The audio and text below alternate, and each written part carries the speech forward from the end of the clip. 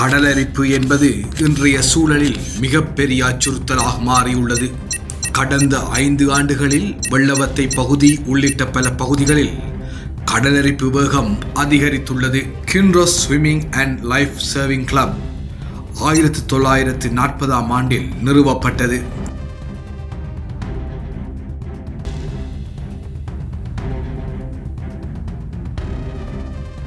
இன்று கடலின் உள்ளே மூழ்கியுள்ளதை காணலாம்.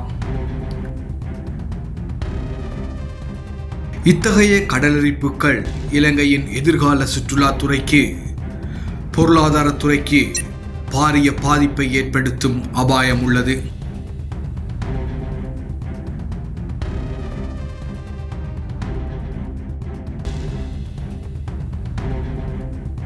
மீனவர்கள், கடலோர மக்கள் மற்றும் சுற்றுலா தொழிலுக்கு இவை பெரும் சவாலாக அமைந்துள்ளது. கடலரிப்பு பல்வேறு வகையான காரணங்களால் ஏற்படுகின்றது.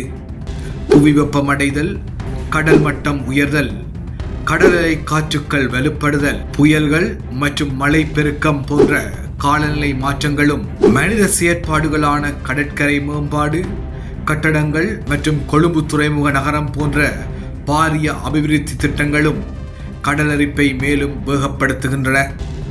கடலரிப்பை ஆரம்பத்தில் தடுக்க போதுமான நடவடிக்கைகள் எடுக்கப்படவில்லை. தற்போது மட்டுமே கடலரிப்பை தடுக்க மீட்பு பணிகள், கடற்கரை பாதுகாப்பு திட்டங்கள் ஆரம்பிக்கப்பட்டுள்ளன. இப்போது அவசர நடவடிக்கைகள் மட்டுமே இந்த அழிவை தடுக்க உதவும். சமூக விழிப்புணர்வு, பராமரிப்பு திட்டங்கள் மற்றும் நிலையான வளர்ச்சி போன்றன இலங்கையின் கடற்கரை பாதுகாப்புக்கு முக்கியம். மீண்டும் இவை அழகான கடற்கரைகளாக மாற்ற வேண்டிய தருணம் வந்துள்ளது.